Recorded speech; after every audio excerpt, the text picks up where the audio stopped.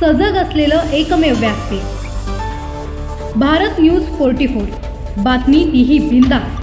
Sir, सबसे पहला सवाल जानना चाहेंगे, चुनाव आयोग ने 29 महानगर पालिका का चुनाव का तारीख का ऐलान कर दिया जिसमें बीएमसी भी शामिल है। कैसे इसको देखते हैं? क्या कांग्रेस पूरी तरह तैयार है बीएमसी इलेक्शन को लेकर, बाकी इलेक्शन को लेकर? कांग्रेस तो कौन सी भी पार्टी इलेक्शन के लिए तैयारी होती है, कांग्रेस पार्टी बिल्कुल तैयार है, कोई सवाल नहीं। लेकिन जिस गड़बड़ी से सब किया गया है, अधिवेशन जब चला था उसमें कुछ लोगों को कुछ ये प्रोजेक्ट लिए गए हैं, लोगों को राहत देने की बात हो रही है, उसमें इतने गड़बड़ी में ये चुनाव का अनाउंसमेंट करना मेरे ख्याल से गलत है। ये कहाँ न कहाँ सत्ताधारी पार्टी को मदद होने के लिए इतनी जल्दबाजी हो रही है। लेकिन मैं आपको बोलता हूँ, यहाँ अगाड़ी में इलेक्शन होगा और मुंबई महापालिका कौन सी भी हालत में बीजेपी के हाथ में नहीं जाएगी। कहीं ना कहीं इलेक्शन कमीशन जो है कठपुतली बन चुकी है सरकार की। हाँ, ये क्या मैं बोलने की जरूरत नहीं, हो गया है, ये सही बात है। ऐसा ही लोकसभा में कई दफ़ा ये सवाल उठाया राहुल जी ने, ये तो वोट चोरी, ये हकीकत है, सच है, उसमें कुछ नई बात नहीं है। वोट चोरी करना, ईवीएम के बटन दबाना, ये सब कुछ होता है।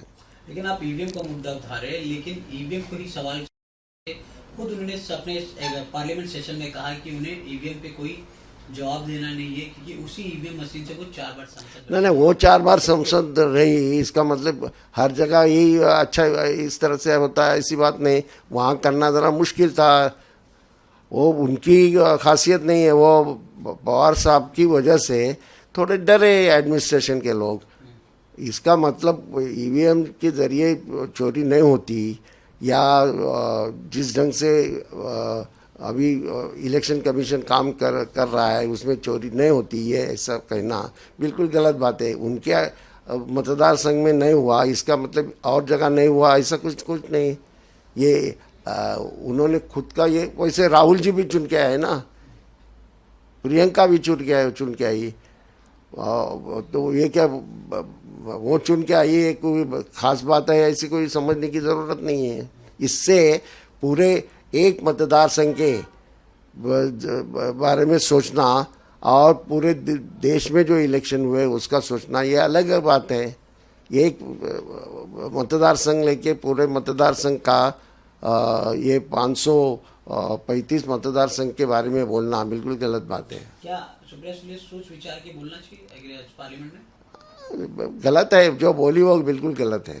बात करते हैं जिस प्रकार से वोट चोरी का मुद्दा राहुल गांधी ने उठाया, उसके बाद उमर अब्दुल्ला ने साफ साफ दरकिनारे कह दिया कि ये कांग्रेस का एजेंडा है, इसमें ये इंडी अलायंस का एजेंडा नहीं है, ये कांग्रेस अपने एजेंडा चला रही है। नहीं, कांग्रेस तो ये राहुल जी ने ये सवाल उठाया है, और कांग्रेस के साथ बहुत सारे लोग हैं।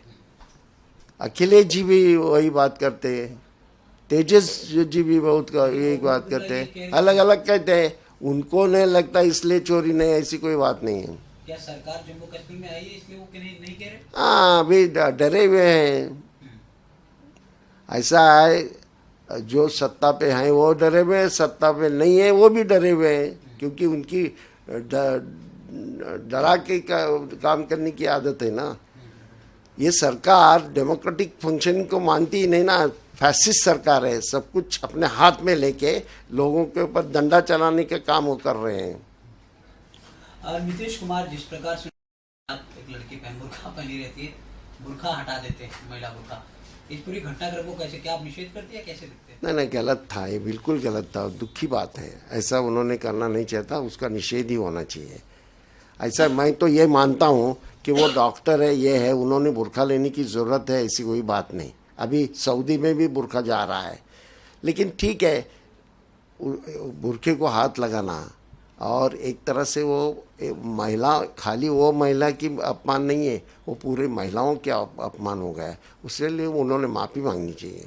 कहीं इसके पीछे की मंशा क्या लग रही है नीतीश कुमार की, जिस प्रकार से उन्होंने बीच सभा नियुक्ति पर अपॉइंटमेंट लेटर दिया, उसके बाद बुर्खा खींच दिया जो हिजाब पहने थे, बुर्का पहना था। नहीं, मंशा कुछ खास ऐसी बात नहीं है, वो अपनी बेटी जैसी उनको लगी होगी लेकिन वो जो उनके हाथ से हुआ वो गलत था, उसने माफ़ी मांग के ये सवाल छोड़ देना चाहिए। कहीं ना कहीं मुसलमानों को टारगेट किया जा रहा है, हर जगह बिहार में भी। नहीं, वो नीतीश कुमार मुसलमानों को टारगेट करते हैं ऐसा मैं नहीं मानूंगा। मुसलमानों को टारगेट करने वाली एक ही संगठन है, बीजेपी और आरएसएस। इतना नफरत क्यों सर बीजेपी आरएसएस से? हाँ, इतना नफरत क्यों? क्योंकि बीजेपी कहती है आरएसएस आरएसएस के शाखाओं पे यही चलता है ना, दूसरा है क्या? देश के बारे में वो कहाँ बोलते हैं? देश यानी खाली मुसलमानों के खिलाफ बोलना, और उसी तरह से तो उनको ऐसा लगता है लोगों में एक वातावरण करने का, चुन के आने का, वही काम करते हैं। वो क्या करते हैं? 1925 से उन्होंने क्या काम देश के लिए किया है? ब्रिटिशों की दलाली की, हमेशा सत्ता पे आने वालों की दलाली उन्होंने की है। एक ज़माने में कांग्रेस की भी दलाली कर रहे थे, वो कोई सवाल नहीं है। इमरजेंसी के वक्त लेटर लिख के इंदिरा जी को कहा कि हम आपको मदद करने के लिए तैयार हैं। तो ये उनकी आदत है। ये अभी वो सत्ता पे हैं, तो सत्ता पे हैं तो बहुत उनके दिमाग में बहुत गया, और एक तरह से उनको एक पार्टी का ये लाने का है, उनको ये देश हिंदुत्ववादी बनाने का। हिंदुत्ववादी बनाने का इसका मतलब ऐसे हिंदू धर्म का कुछ सवाल नहीं उसमें। हिंदू धर्म में बहुत सारा ये सारी बातें, हिंदू धर्म में उदार मतवादी धर्म है, लेकिन हिंदुत्ववाद ये पॉलिटिकल आइडियोलॉजी है जो सावरकर ने लाई, और उसमें द्वेष भावना फैलाना यही उनका काम है। अशाच नवनवीन अपडेटसाठी बघत रहा भारत न्यूज 44, सत्याचा प्रकाश, बातम्यांचा विश्वास।